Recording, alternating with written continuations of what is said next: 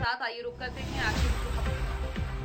योगी सरकार विज्ञापन के जरिए लगातार प्रचार प्रसार कर रही है कि 2017 के पहले लोगों को दबंगों के कहर के कारण अपना घर छोड़कर पलायन करना पड़ता था, लेकिन 2017 के बाद से लोगों की घर वापसी हो रही है। लेकिन योगी सरकार के विज्ञापनों की हकीकत कुछ और ही है। जालौन में दबंगों के कहर के कारण दलित समाज के लोगों को अपने घरों को मजबूरी में बेचना पड़ रहा है। इसको लेकर दलित समाज के लोगों ने अपने घर के बाहर पोस्टर चस्पा कर दिए हैं। ये मामला माधोगढ़ तहसील क्षेत्र के ग्राम मेहोनी का है। यहाँ के रहने वाले दलित समाज के आसाराम, गोलू और गजेंद्र ने बताया कि यहाँ के दबंग ठाकुर उनकी जमीन को जबरन कब्जा करने की फिराक में हैं और आए दिन धमकी देते हैं कि जमीन बेच दो, नहीं तो उस पर कब्जा कर लिया जाएगा।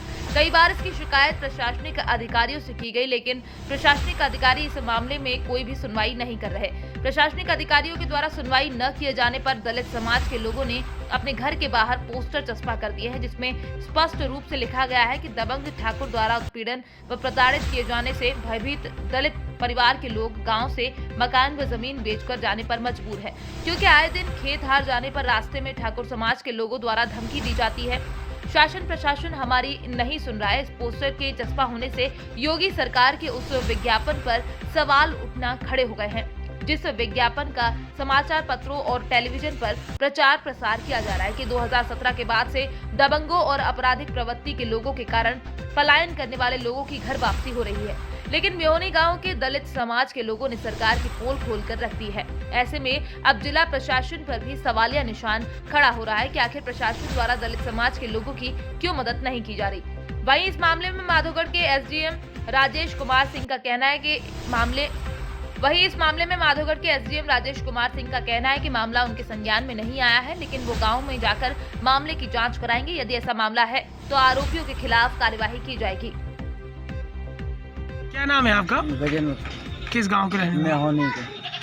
आपने पलायन के लिए पंपलेट लगाए हैं, किस बात को लेकर आप लोगों ने लगाए हैं? गांव के दबंग ठाकुर हैं, धमकी देते हैं कि हम खेती बेचो, यहाँ से भागो, घर मकान बेच के और कहीं रहो जाके। तो ये कब से कब दी थी आप लोगों को? ये हमें 7 तारीख से ही दे रहे हैं, चुनाव से ही दे रहे हैं।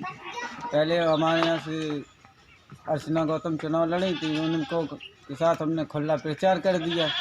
तो इसके बाद कहने लगे साले चमड़ा वाले, तुम नेता बनते हो, भाजपा में जुड़ोगे और खास से रहो। और धमकी देते तो पहले भी धमकी दी थी, फिर हमने गलती मना ली, आइंदा में ऐसा नहीं करेंगे, खुला नहीं करेंगे, आराम से जो अपने करेंगे। तो गाली गलौज फिर 7 तारीख को आके फिर इनने हमें धमकाया, घर में घुस के हम लोगों को मारा पीटा। क्या नाम है आपका? गोलू नाम है मेरा, गोलू गौतम, सन ऑफ बलवान सिंह। किस गांव के रहने? मेहोनी गांव के रहने वाले हैं। तो आप लोगों के द्वारा एक गांव में पंपलेट लगाए गए हैं जो पलायन के लिए, तो क्या फिक्र है, किस बात को लेकर आप लोगों ने? ये इसलिए लगाए गए हैं, और खेत पर जाते हैं, बाजार जाते हैं तो धमकियाँ देते हैं, कहते गोली मार देंगे, ये कर देंगे, वो कर देंगे, बोलते गाँव से यहाँ से निकलो, गाँव जमीन बेचो, घर बेचो, मकान बेचो, ये सब बोलते रहते हैं। कौन लोग आप लोगों को धमकी देते हैं? ठाकुर लोग हैं। वो लोग आप लोगों को धमकी देते हैं? हाँ, तो आपने अभी तक कहीं शिकायत की इस संबंध में? शिकायत की है, माधोगढ़ भी की है, सीओ साहब, वहाँ पर कोई सुनवाई नहीं कर रहा है प्रशासन। आप यहाँ मेहोनी गांव में आए हुए, तो किस बात को लेकर आए यहाँ? देखिए, पता चला जैसे कि एक प्रकरण बहुत पहले हुआ था, उसमें अब एक जानकारी और लगी कि एक पर्चा छपाया गया, उसमें बहुत कुछ ये पलायन करने की सोच रहे हैं। तो इस तरीके से तो नहीं होना चाहिए। इस समय लोकतंत्र चल रहा है, लोकतंत्र में अगर ऐसा होगा तो कैसे काम चलेगा।